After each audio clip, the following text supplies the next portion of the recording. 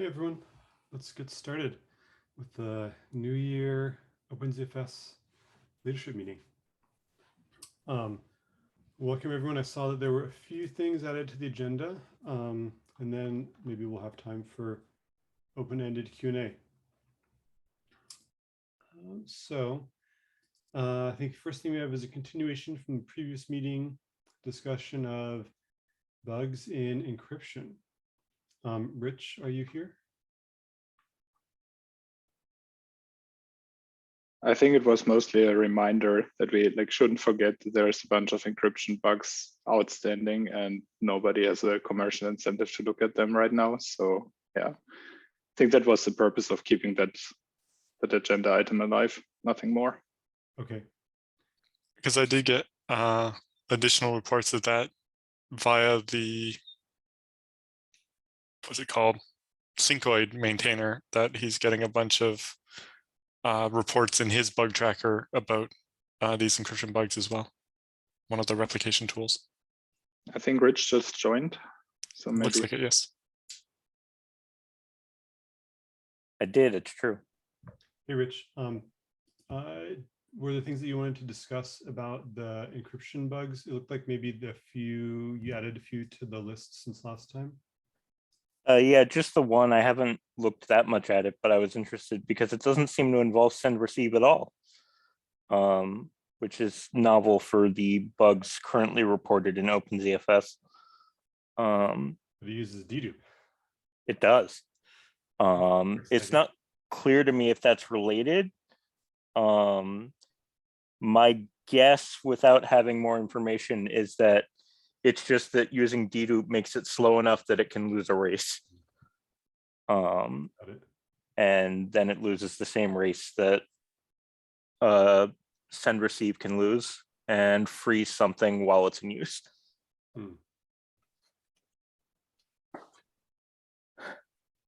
I don't have that much to update on encryption, actually. I did spend a fair bit of time working on it before the holidays, and I found a lot of things that don't help.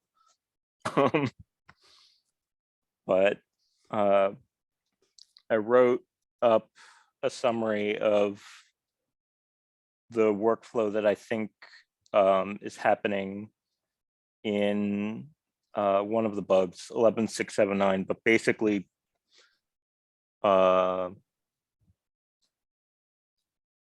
debuff write gets called and debuff read gets called, and debuff write finishes and frees buffers temporarily, or frees the buffers temporarily at the end of the write. And then debuff read, which is in the middle of running, suddenly tries to dereference one and is very sad with its life choices. I tried to find a solution that was either simple or a big hammer, like just locking around the whole thing. But locking with those buffers is complicated because sometimes halfway through it will release the mutexes and then retake them later.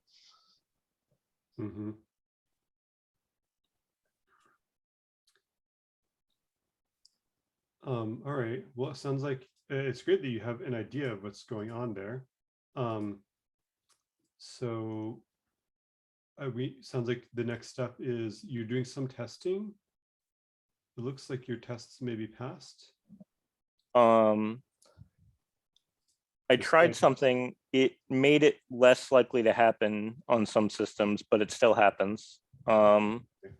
So what I was going to do next, but haven't finished doing yet, is trying to figure out what makes the encrypted receive buffers behave differently here than everything else, or if it's just really anyone could lose that race. Encryption's just slightly slower,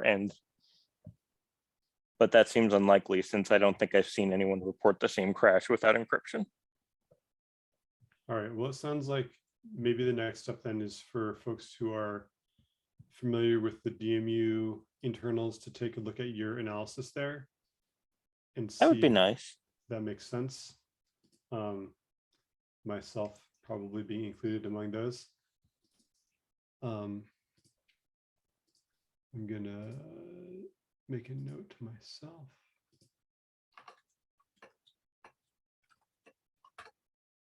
And other folks who are interested in how the DMU works also, input would be appreciated.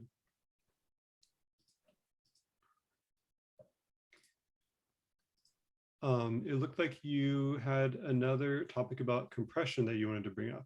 I did, yeah, because it's been exciting some people for a bit, and I'm also slightly interested because I have a PR outstanding about it.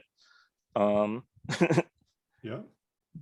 That particular bug I linked is a bug somebody reported requesting a solution to the problem of, never updating the compressors ever because, things will break. Some of the discussion is slightly heated, though not, I was surprised how not heated some of it was, which is nice. So maybe we could get on the same page about what exactly can break. Because I think that some of the heat there may be coming from, maybe misunderstandings or disagreements about what exactly can break if the compressor compresses things differently, right? So my understanding, which I don't claim to be authoritative, right, is that L2ARC gets sad if you end up recompressing. L2ARC specifically in the case where compressed ARC is disabled is where it would be a problem. Yes. Because if the copy in memory is already compressed, it can just write it that way to L2ARC and it will match the checksum that's in the block pointer. When it reads it back from the L2ARC, it can check the block pointer and see the checksum is the same. But if the copy in the ARC is not compressed, then if the block pointer has compression enabled, I think, then it has to recompress it before it writes it to the L2ARC. So when it reads it from the L2ARC and checks the checksum in the block pointer, that it'll match and it won't falsely report that the L2ARC returned corrupted data. Although it's, it's not going to panic your system or something. If that does happen, it's just going to falsely report that your L2ARC is failing.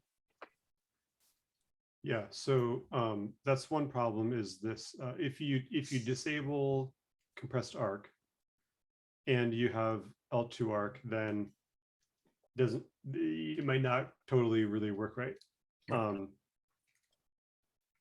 But the kind of fallback is relatively graceful.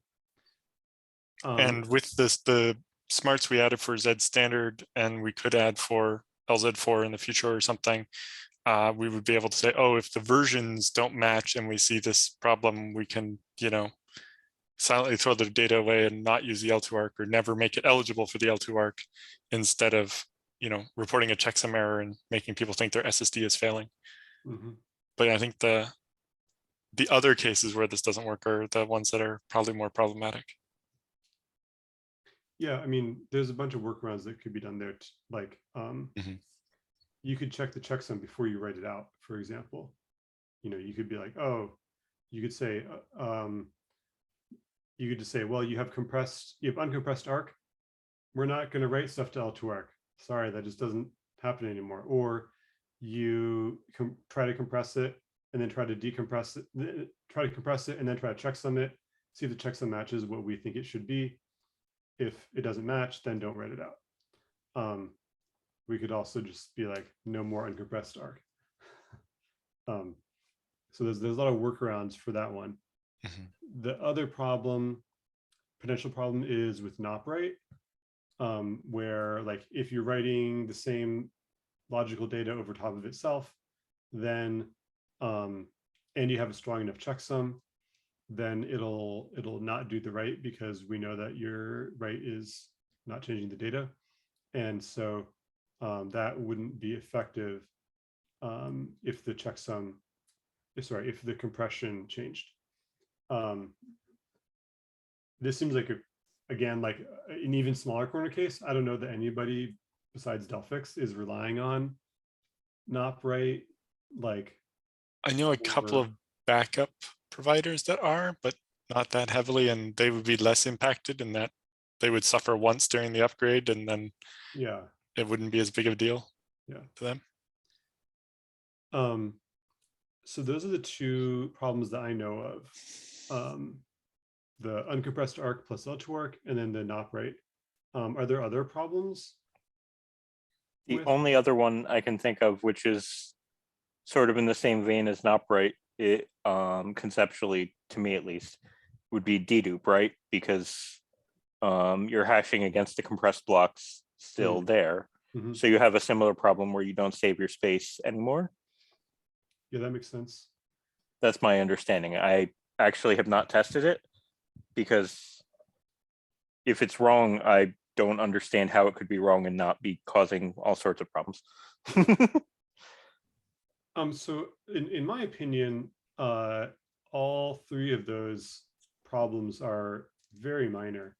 And like if somebody wants to solve the updating the compressor like more elegantly and more completely, and then that would be great. But personally, I'd be fine with just like having all three of those very minor problems. And which would happen if we just like updated the compression algorithm and didn't do anything else, basically, like didn't do any mitigation at all. You know, those I think the semantics that you would get are not that bad. That's my opinion. But I certainly would welcome others. So I see Brian joined. Brian, did you hear that kind of summary of the potential problems with changing the compression? You're still muted though. Yeah, thanks. Yeah, that drives up my understanding too. I know I originally was concerned there might be some corner cases here with encryption too. But based on all the discussion and whatnot, went and looked at that a little bit more and actually couldn't come up with anything particular that were corner cases, new corner cases for encryption. So I think those are probably the three cases. I think they're all pretty minor too. I guess the only one I'd be a little bit concerned about is the easy one to mitigate was the L2 ARC one, and only because it would report itself as like lots of errors on your ARC device, and that might prompt you to do something unwise. So. Yeah, and I think some workaround like just, you know, block, if you have compressed arc off and we would have to recompress the block, we just mark it as not eligible for L2 arc. Yeah. Right. Yeah, that would be a very simple workaround. Interesting. So Rich, does that like how does that match up with your thinking or what you were trying to achieve? That all seems pretty reasonable to me. Like I personally, I don't use dedupe except when people have bugs with it. But I do use an upright, but I don't really care about a one and done cost for it, honestly.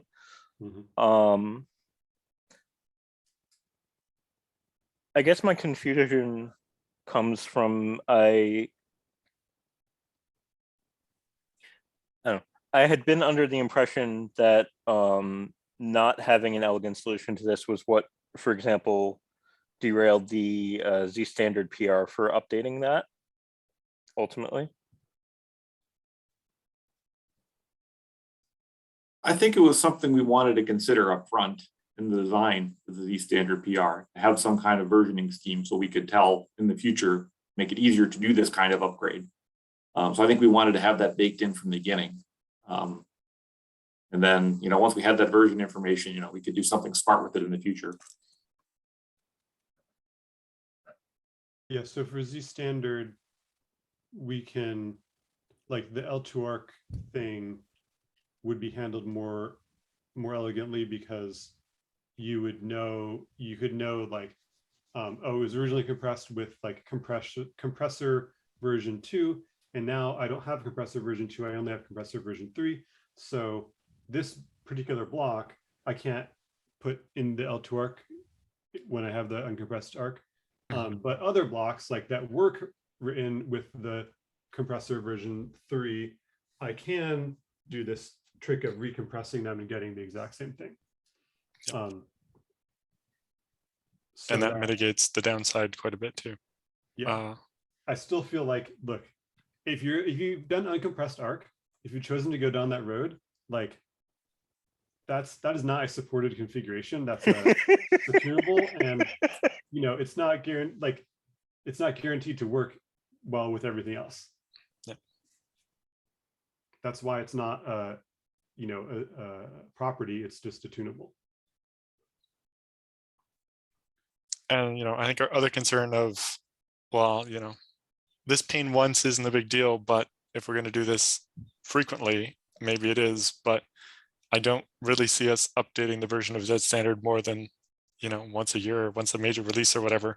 So I don't see like we're going to keep moving the target on people or something. I mean, I think that even once every major release or once a year is like, it's often enough that, it's often enough that it would be noticeable if there was much to notice. I think that the downsides are just so minor and in such corner cases. Right. And the fact that, the win is obvious with the 15 to 20% decompression performance improvement or whatever, then yeah, it kind of becomes a no-brainer.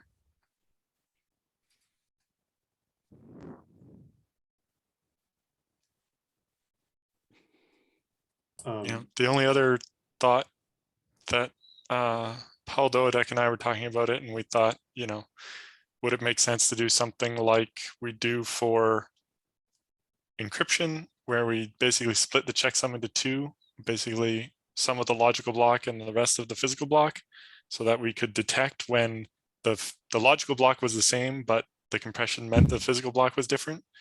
But how do we, keep track of when that's the case in the block pointer? Because we don't really have any free bit fields left at the moment. Are there no? There's some free bits in there, I think. Possibly. Or do we just use some of the undefined space to store an extra smaller checksum of the logical block that's just for a quick check kind of thing, because we don't necessarily want to, in the default case, suddenly make everybody's checksum only half as strong as it was before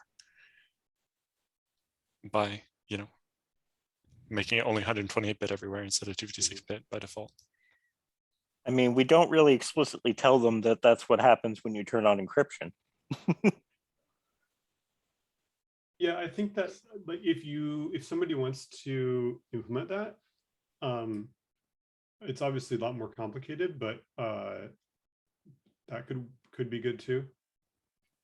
But in the end, all it's doing is mitigating those pretty rare corner cases. Like it might be able to make not write less of an issue, because you could check and be like, okay, this is the logical block is the same, and so we can skip it altogether and not have the pain. Yeah. But I agree that the uncompressed arc / L2 arc case is, you have to be doing two slightly odd things together for that to even be an issue. Yeah. And I guess the other thing that Rich has found is that, it turns out we've already been doing this a bit. Like we discovered a couple of years ago that the QAT offload for gzip actually results in slightly different output than the software version. And then Rich just noticed that a Lumos and FreeBSD's gzip is actually slightly different than the one in Linux kernel. Yeah, I mean, those are still pretty, it's probably unusual that people are taking their pools across those. I mean, right. You can do it. And using gzip.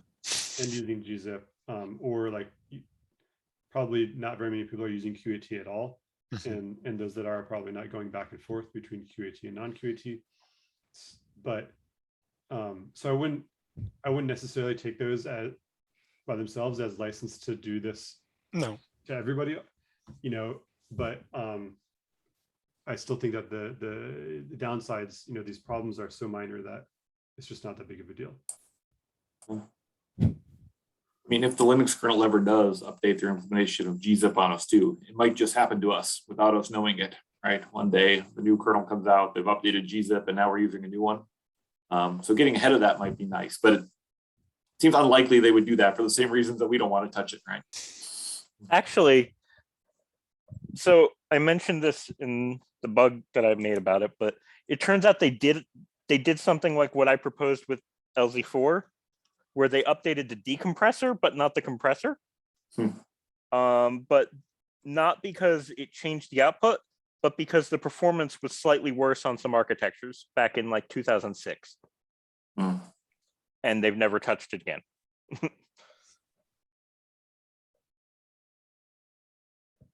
So I don't think there's necessarily that much friction from them on doing it, just nobody's cared enough. But yeah, I mean, as far as I'm concerned, if somebody wants to open a PR to update the decompressor, that's like total no-brainer. If somebody wants to open a PR to update the compressor as well, then I would say like test these corner cases that we think are problematic, make sure that they're handled in, you know, non-horrible ways. You know, like not right, it's like, oh, you just don't get the not right. You get the data gets written again, and that's fine. With the compressed L2ARC, with the uncompressed ARC, you know, maybe adding that one liner to say, you know, don't bother trying to write it to the L2ARC so that you don't get these like false reports of checksum errors. And a test that, you know, shows when it didn't work and then shows that it does work now or whatever. And then I'd be fine with integrating that. that one liner would only work for Z standard right now though, right? No, I'm just saying like basically you would Oh, say, if you the have one liner, uncompressed if ARC, it has it set at all. Okay. yeah, if Yeah. if you have uncompressed ARC and you have compressed data, it just doesn't go to the L2ARC. Yeah. No, Okay. it just gets marked ineligible. And then, you know, we can refine that later to say, oh, Z standard, if the version is the current one, then we don't actually you just can. not make it eligible. And we can kind of refine it from there. I think, yeah, it's not going to be that hard, and I can help Rich with that. Because I think in the long run, that's probably a little easier for us maintenance-wise than trying to maintain multiple different versions of Z standard. Like, you know, oh, we're going to keep the compressor at 145, but update the decompressor to 150, and then what happens when, you know, 160 comes out and so on. We don't want to be carrying around multiple versions. And, you know, the one downside to the way we've imported Z standard of using the embedded, you know, one giant C file version of it is that it compiles a lot slower because it doesn't have, we can't use more than one CPU core to compile it because it's one unit now. Like I know in FreeBSD, we noticed a big change in the compilation time for Z standard when you do it as one giant file instead of a bunch of little ones. Yeah, I was So going if to we had see two about of breaking those- that up in the future, but But if we have 2 or 3 of those, then it gets a little crazy. Brian, what are your thoughts on like acceptability of those PRs that potential PRs that I mentioned? I mean, that sounds fine to me. I think it's a good way to move forward on this, and it's all pretty reasonable. Like I say, you can refine the heuristics later. We want to make it smarter, but it's a corner case of a corner case almost at this point already, right? So yeah, I think that's all pretty reasonable. Cool. Any objections to this plan?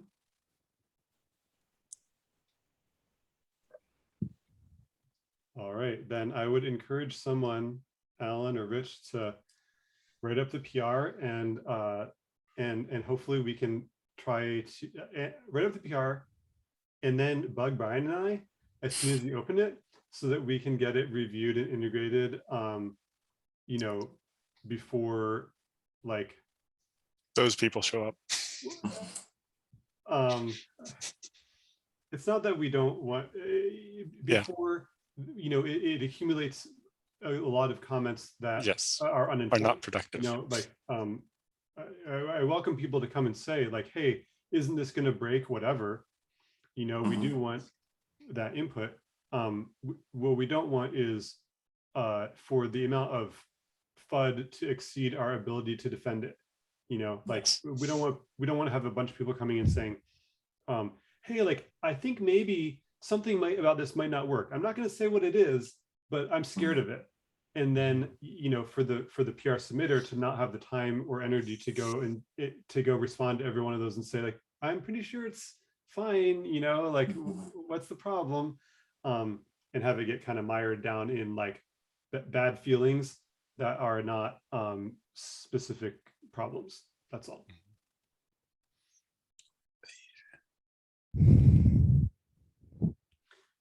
I guess how many people are using dedupe? Because I guess they're actually the ones that are probably going to feel the pain the most.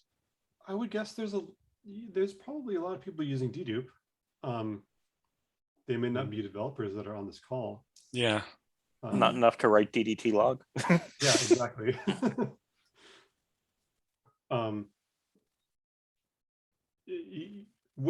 So which compressors specifically are we proposing to update right away? I was thinking LZ4 and Z standard because I actually have PRs to do one of these. And as it turns out, someone else has written the other one. So, yeah, I mean, I think let's open them.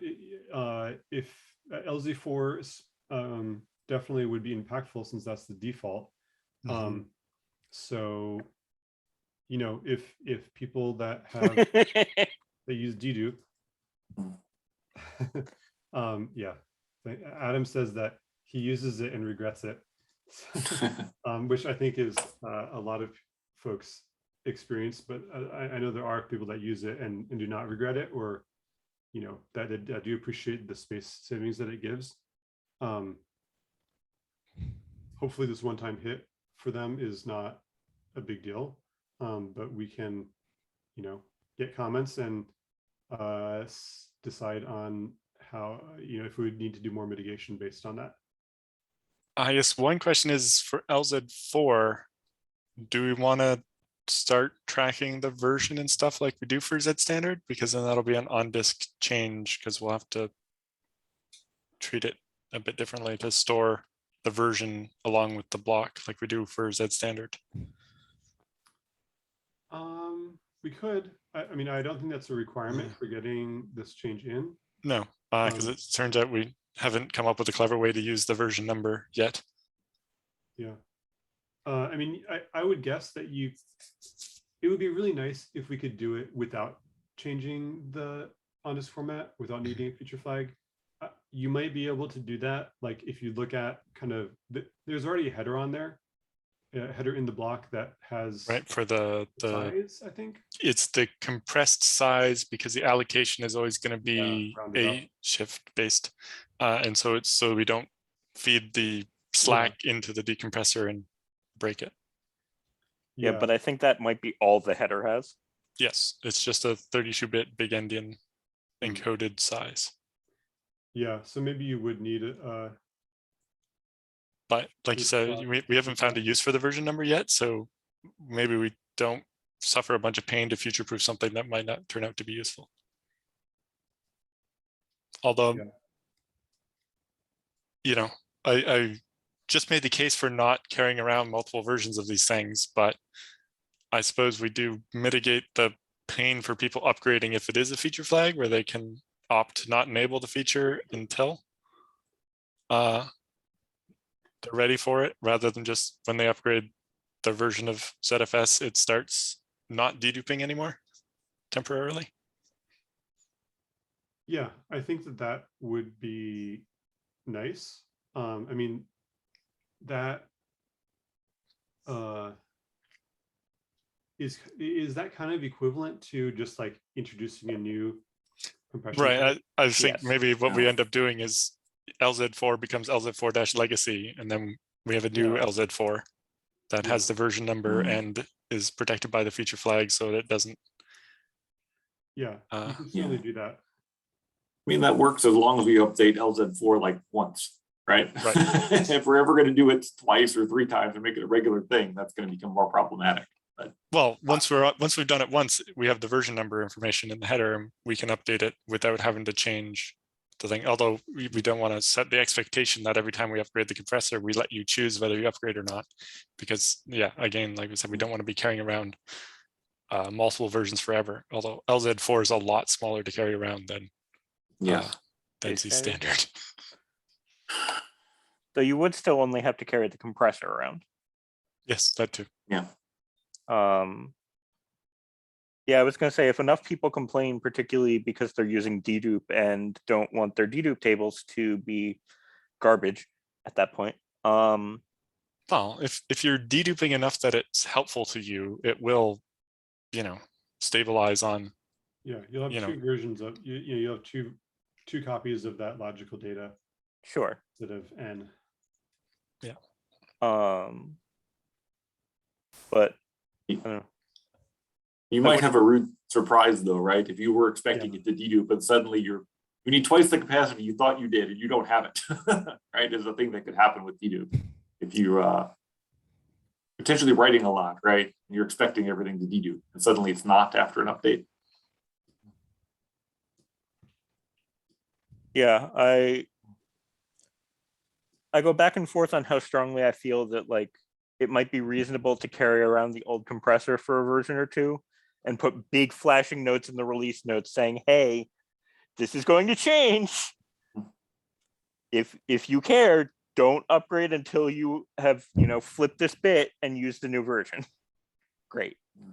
What's the cost of keeping the old compressor around? Like there's a bunch of For code. LZ4, not much.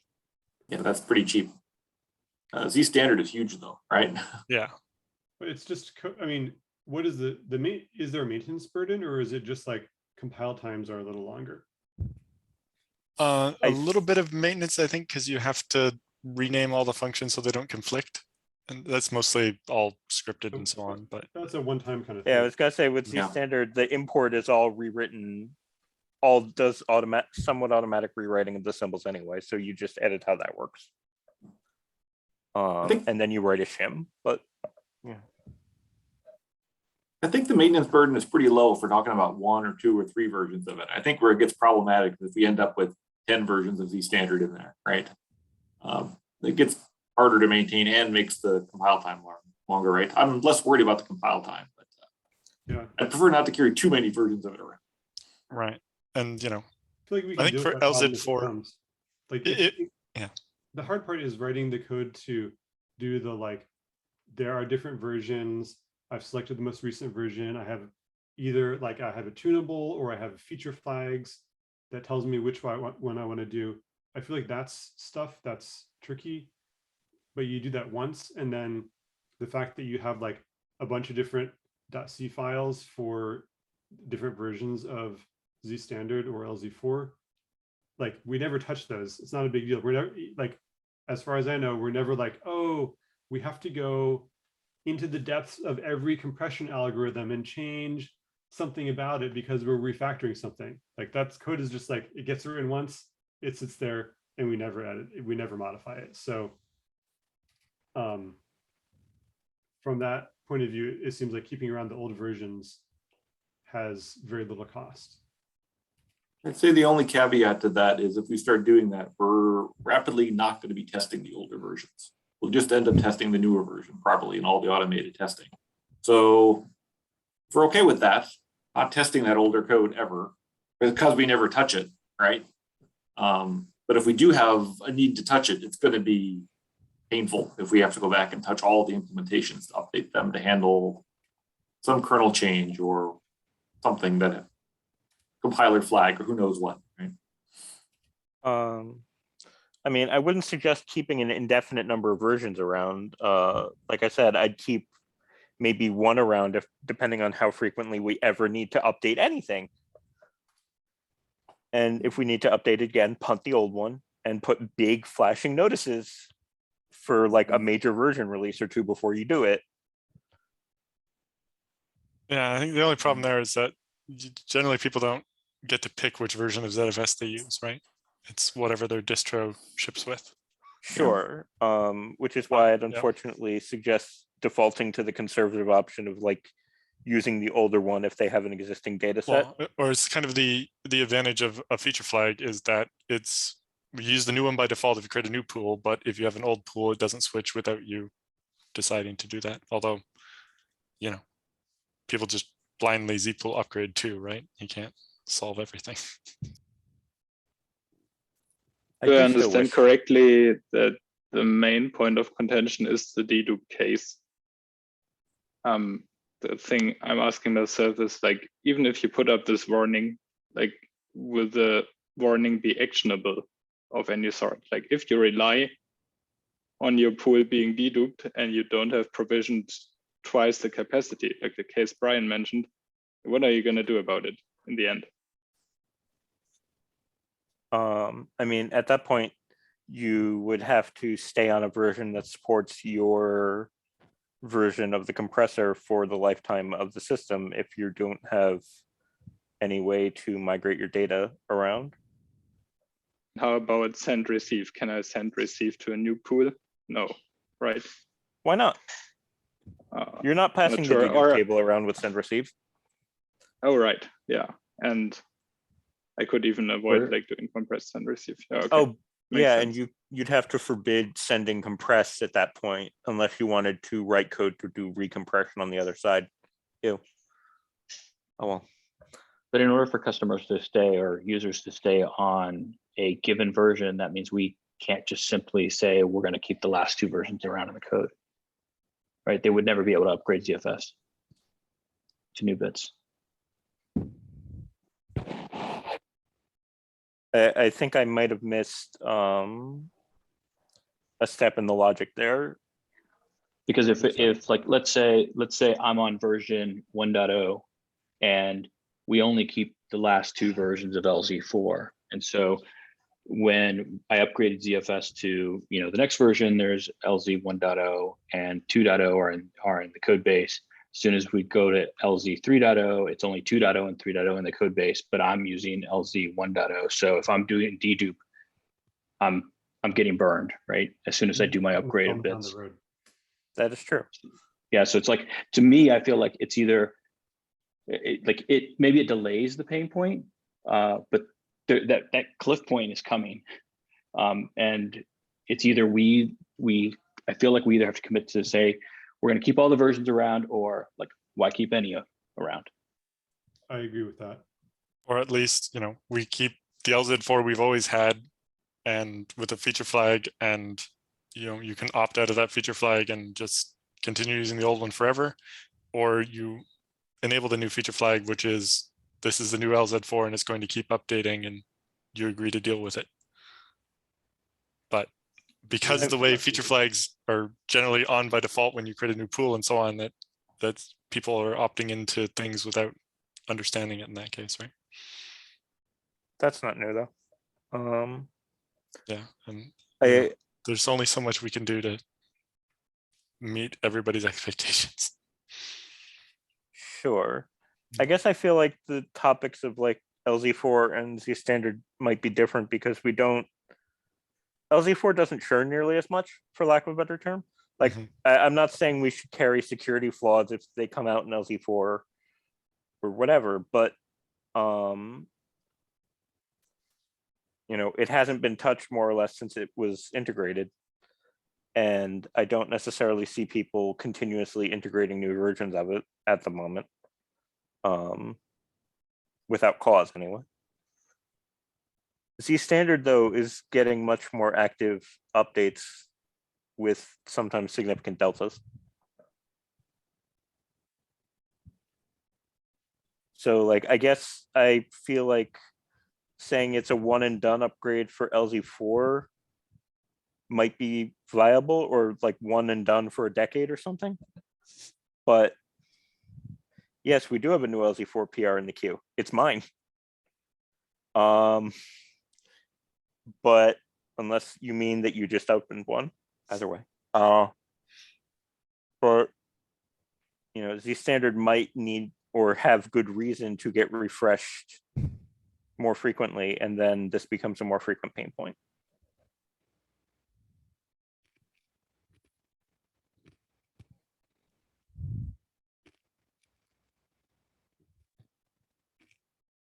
Yeah, I think that that's a valid point, and you know, LZ4 being the default means it's going to be more widely used.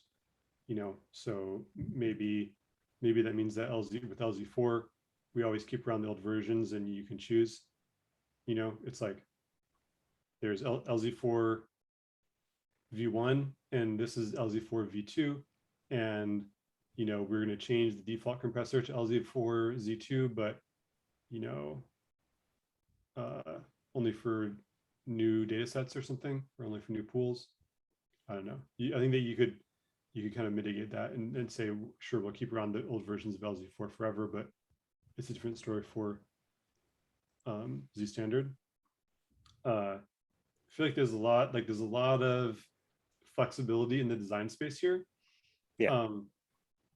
So really it's up to whoever wants to implement this. Like, you know, it seems like a lot of people want to see this get done. So however much effort you want to put in to do all these various mitigations, it's up to whoever implements it, in my opinion. Well, whoever implements it and whoever agrees to merge it. Yeah, sure. Like, it'd be harder to find reviewers if you're introducing like a lot of new mechanism. You know, I imagine a lot of the comments are going to be about that new mechanism and how that works and the properties and the feature flags and whatnot, as opposed to, you know, if your PR is like, you know, I'm keeping the old file, the old LZ4.c, I'm adding a new LZ4 v2.c, and like it's just a new compression algorithm. That seems easy to review. Likewise, if you're like, I'm just deleting the old file and adding a new one, like that also seems easy to review. The more mechanism we add, the harder it is to review. But I mean, I think that hopefully we could get it done if somebody wants to implement it. So I wouldn't, you know, I wouldn't discourage somebody who's motivated to do that. What advice would we give Rich, since he has an LZ4 PR out now? Do we say just replace it, or you can't go in until there's some kind of, you know, until this problem has been addressed? Is your PR, Rich, is your PR to just replace the old algorithm with the new algorithm and that's it? The PR I currently have open is just replacing the decompressor of LZ4 with the new one from, you know, the last year. That's a no-brainer. It just punts the decompressor into a separate file that's mostly untouched, just upstream LZ4 code. Yeah, I think we can just merge that today. Like, I mean, we need to get it reviewed and whatnot, but that seems like there's zero impact. Yeah.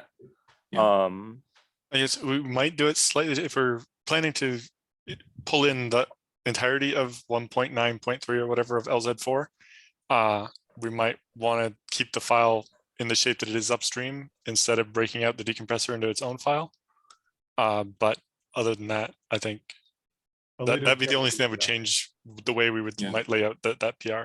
I mean, the only problem with that is that I think the function names conflict with the existing ones we have. Right. So you're going to end up needing to like have giant commented sections, which we can do, but so I think that the decompressor, I think we can sort out those details in the code review. Yeah. For the compressor, does anybody want to volunteer to take on any of this work for the compressor? So I also have a companion PR I haven't opened that substitutes the compressor, but it just replaces the compressor, right? It just does the same thing as the decompressor, but punts it into a different file. So I mean, my advice would be, like, let's see if somebody wants to do more than that, let's find out. If nobody's going to volunteer to do more than that, say, you know, in the next month, then we should just take that. We should just take what you have of replacing the LZ4 compressor with the new version, and you know, that's what people were willing to implement. Those are the semantics that we'll have. assuming that there are no dire objections from dedupe users.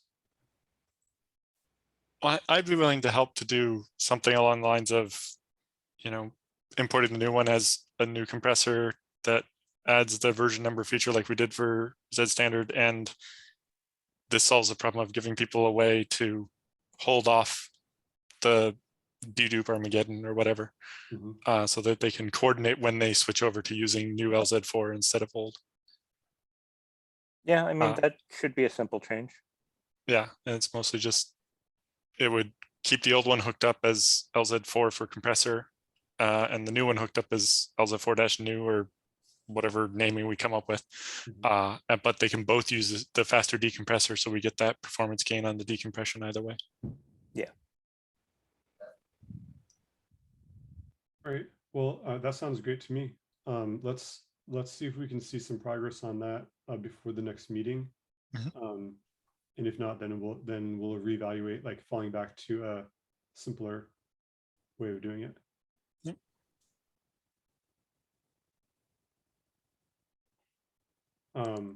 Cool. Well, I know we've kind of gone around and around a bunch with this.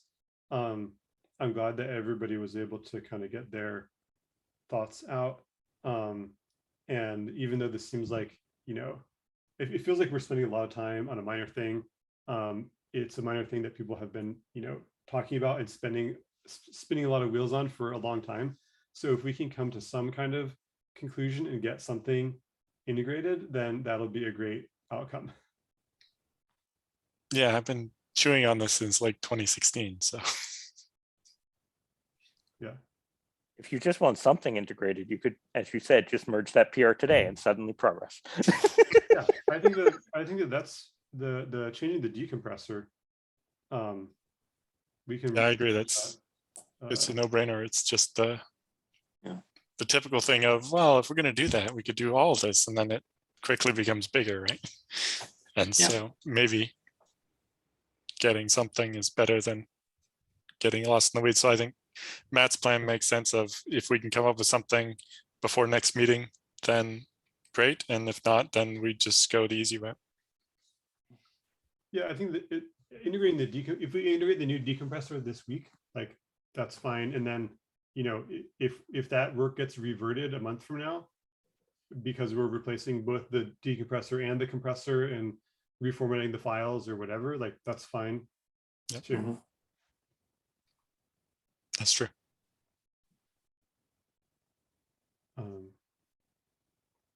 Cool. We're almost out of time. I think this is the Sorry last about that. topic on the agenda, at least. Were there any other things that people wanted to discuss today?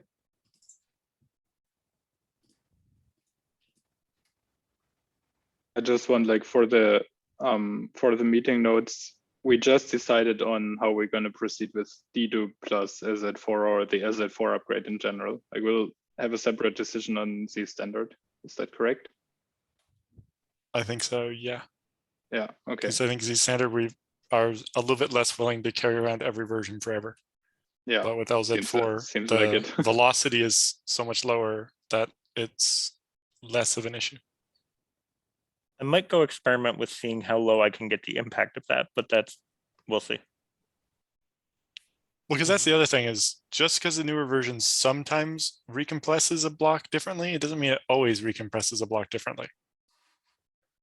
It's just in certain streams now compress 10% better, that will definitely give you a different checksum. But I imagine that that only affects some fraction of the possible input blocks.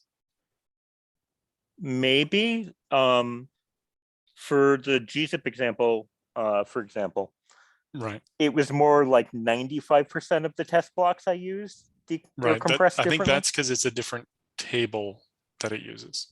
That's possible. But it's true that the same thing could happen in Z standard.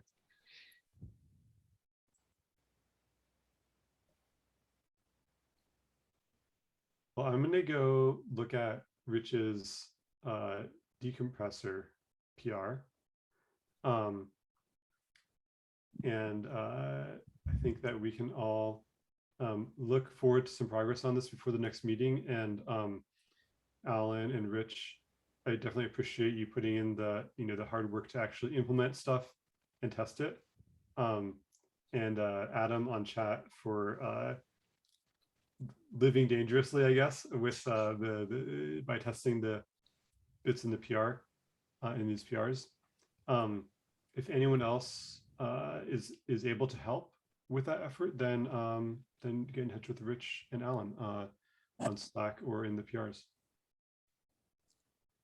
I would also really appreciate anyone who wants to offer any insider help on the encryption thing, because I'm much less confident about how long that will take me without help.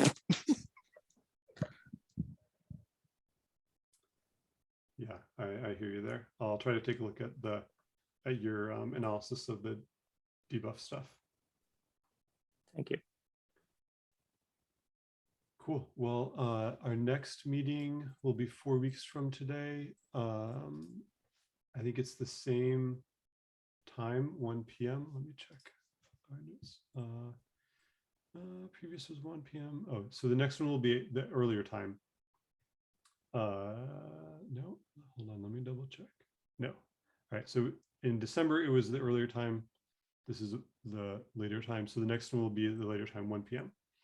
So the next meeting will be 4 weeks from now, February 1st at 1 p.m.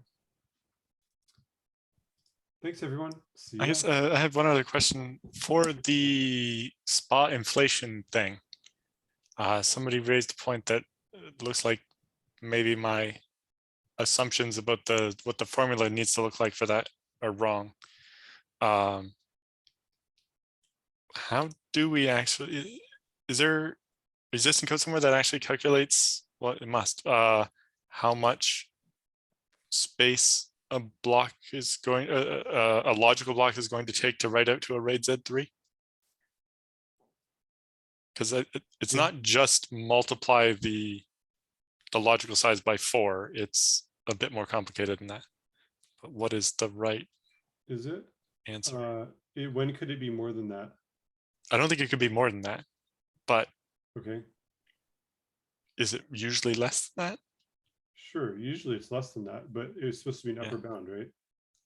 Right. Well, we're trying to get away from overestimating by just multiplying the logical block size by 24, because it could be RAID Z3 with copies equals 3 and But you're ditto saying blocks, but we got rid of the ditto block there. Your question is, if it's on RAID Z3, what is the maximum amount of inflation that it could be? Yeah, I think so. And the answer of, like, definitely sometimes it could be 4x. And you would like to narrow that down in certain cases? I think, yes, that's, I think what I'm going for. Of like, if it's a 1 megabyte logical block, is it most of the time going to be much less than 4x? Or is it only going to be marginally less sometimes? I mean, if gang blocks are involved, then it could be more than 4x. Right. It could be 4x, you know, it could be have to gang multiple layers of ganging down to single sectors. And,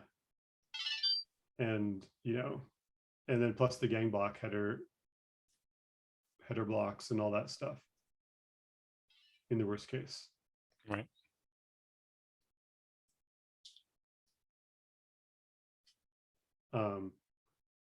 If you want to ignore gang blocks or like make some guesses, like 99.9% of the time it'll be less than whatever, then you could probably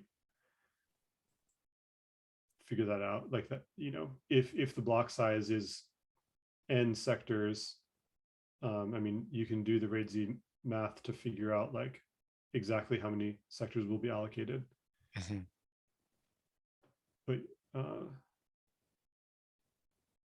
yeah, I mean, that might be reason. It might be reasonable to take that into account, take into account the logical block size rather than just like the same multiples applied to all block sizes. Yeah, well, that's what I tried to do, but I realized that what I have now is wrong, which is just it rounds the number of sectors up to the multiple of the RAID Z which doesn't actually account for enough parity in some cases. Well, why don't I think we're out of time for today.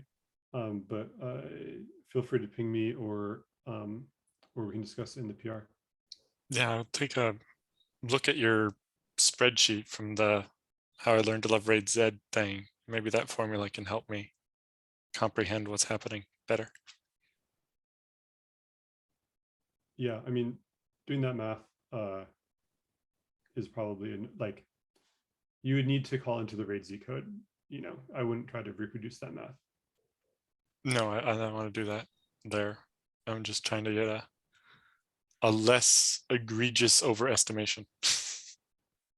All right. Cool. Well, I'll see you all in 4 weeks. Yep. See ya.